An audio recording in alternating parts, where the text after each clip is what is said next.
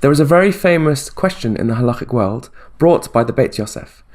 He asks, why do we celebrate Hanukkah for 8 days? It should be 7 days, surely. Why? Well, we know that the miracle of Chanukah lasted for 8 days. It was the veil of oil, famously, that was the last pure veil of oil in the whole Beit HaMikdash after the war. And it lasted miraculously for 8 days instead of 1. So we celebrate Chanukah for 8 days. But we're celebrating a miracle, right? If you think about it, the first day was not miraculous. It just wasn't. We had enough oil for that day. So how was there any miracle going on the first day? And if there wasn't, then why are we celebrating it for 8 days? Now, I've heard also asked, maybe it's because of the halachic principle of Sveika de Yoma, which means in Chutz La'aretz, we sometimes keep an extra day of Yom Tov because we're not sure exactly when it fell out. That's the reason why we keep, say, 2 days of Pesach and 2 days of Shavuot and 2 days of Sukkot instead of 1 like they do in Eretz Israel. Now, this turns out to not be the answer, but it's a good question. Even Purim, they ask, why is there not 2 days of Purim? And even Yom Kippur, they ask, why is there not 2 days of Yom Kippur? So we're not going to get an answer from the halachic world on this. We're going to get an answer from the Hashkafa. So let's go into the Hashkafa. The Chidah explains that the Greeks at that time were fighting a spiritual war against us. Their spiritual war was waged against a very particular religious point. They didn't want us to stop being religious, believe it or not. They even believed in God themselves. They just believed that our relationship with God had something wrong with it. Now let me explain by looking at the mitzvot. The Chidah explains there were 3 mitzvahs that they tried to abolish. The first was Shabbat, the second was Chodesh, and the third was Milah. They were saying, you know, you Jews, you always say that you're banim lamakom, you're the children of God. Firstly, everybody's children of God, and we agree with that, yes, everybody's children of God. But they say, secondly, but that's just a metaphor. We're not really children of God. You're taking it too seriously. You can't be children of the exalted, immovable mover. When did he move to have you? You got to move to have children, and he doesn't move. So you're being irrational. You're trying to be super rational, but we don't even believe in that.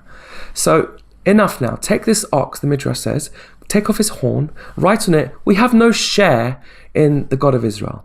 You can believe in him, but don't say you've got a share in him like you're his children, his inheritors, that you can have any form of actual connection with him. Yes, he can make miracles. Okay, but they're miracles. You don't need to get excited about a miracle. Just like a dog barks, a God does a miracle. Lahavdil. They're wrong, right? But how exactly are they wrong? They're wrong because of what the Maccabees did once they came to the Beit HaMikdash after the war. Remember, there is such a thing as Tuma Hutra D'Tzibor. You don't have to use pure oil if it's a tircha for the Tzibor. You can't light the menorah, you haven't got enough time. The whole Tzibor of Klal Yisrael is waiting for you to light this and do this miracle. So Hashem makes a provision. You can use impure oil if that's all you got. The Maccabi said, we don't want to do that. That is just going to prove the Greeks right. They're trying to say that we don't have a special relationship with you. We're just like servants and a master. Servants say, okay, I haven't got enough oil, so I'm going to use impure oil. He can't punish me. He said I could if I have to. We said we don't want to be a servant. We want to be children. Children want to give their father only the best. And that's what we wanted. We're not going to use impure oil. That breaks our heart. We don't want to do that. We want to give our father only the best. And if we can't give him the best, then we don't ask me to even consider that scenario. Because then they'd have to be considering things like relying on a miracle instead of on a heta. And you have to rely on a heta instead of a miracle, right? They didn't do that. And that created a big tumult in Shemaim. Rabbi Tzvi Friedman's got a book called Heaven Exposed, and in it he's got a chapter called The Menorah Files. You can actually find it online. Look in the description. I'll link to it. Read the whole thing. He makes this story, which is plausible, that they had a big meeting in Shemaim. How are we going to produce this miracle? Hashem has created a job request for the angels. I want a miracle. And it has to fulfill all these criteria. It has to be 8 days of miracle, not 7. It has to be midah keneged midah to reward the beyond the letter of the law devotion of the Maccabees. And it has to be halachically sound. We're not going to compromise any of the halachas of lighting the menorah, including chumras, including hidurim. So how are we going to do it? The first set of angels said, I know, let's energize the oil. So instead of burning at the normal rate, it burns very, very slowly and ends up lasting for 8 days. Now, that does fulfill the requirement of there being a miracle every day, but it doesn't fulfill the the halacha of having to be filled to the top every day because it didn't finish the day before. So what about creating oil that replenishes itself miraculously like the jugs of the Shunammite woman? Well, unfortunately, you can't do that either because the halacha says that it has to be from pressed olives. And this is not pressed olives, this is pressed ex nihilo. You can't make oil from ex nihilo, then you're not fulfilling the halacha properly. And then another proposal about, well, how about we create this fire that doesn't consume any oil, like the burning bush? And that was also rejected for the same reason. So you have to understand that they realized that it's not possible to fulfill all these three requirements. And just like the Maccabi said, I don't care, we're going to do it anyway, Hashem said, I don't care, I'm going to do it anyway. I'm going to step in now, and I'm going to make the miracle. That means this miracle is not just beyond nature, but it's even beyond the spiritual cosmos. It's beyond ruchniut. It's going to come from Hashem's divine omnipotence, where paradoxes mean nothing, where anything can happen, even something that doesn't make sense. And now you can understand what the Greeks hated about this so much. The Greeks loved their rationality.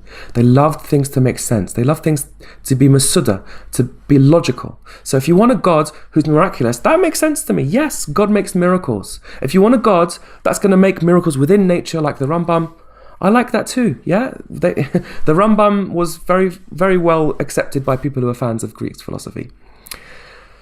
But you want to have something that tries to synthesize both. It has to be halachic and it has to be physically sound, but also miracle at the same time. Something from nothing, but not something from nothing. Consuming, but not consuming.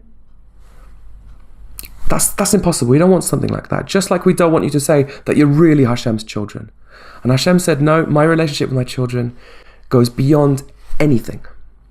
And by the way, I just want to add, this is my own little point. The Jewish idea of life in general is like this. We believe that you should always be optimistic about what is good in life. Don't say, oh, I'm not going to be able to find a wife unless I compromise because blah, blah, blah, blah, blah. You want to, like women nowadays, they don't, so therefore I have to, this ideal picture of soulmates is very nice, but I can't rely on that. That's so illogical. I'm not going to be a fool. I can't believe in that now. I'm going to go and do things rationally. Now, don't get me wrong. We do have a very strong impetus to do things rationally. That's your hishtadlut, as we put it. But just like Shah Bitachon says, the hishtadlut is not the thing that produces the result. Hashem is the one that produces the result. The hishtadlut is just like a key to open the door. But what's inside that door has got nothing to do with our hishtadlut. Our hishtadlut is literally just doing the bare minimum requirement, So if you want to believe in soulmates, do your hishtadlut, but don't give up on it in your heart. Believe that life can be better. Believe that the world is a good place, even if it doesn't look that way, and that's illogical for whatever reason. This is very, very important. A Jew always believes that he's optimistic about the goodness of life. Rabbi Meir said in the halachic discussion about whether we are children of Hashem, always or only when we're good. He's the ruling halachic authority, i.e. the halacha goes with what he said, which is we're always Hashem's children. There's a very famous prayer that we make in Slichot, which is Eloka de Rabbi Meir aneni. The God of Rabbi Meir, answer me. The Maharsha says that we're not talking about Rabbi Meir specifically. We are, but we're also saying a drush. Meir means to illuminate. We're talking about the illumination of the miracle of the Chanukah candles.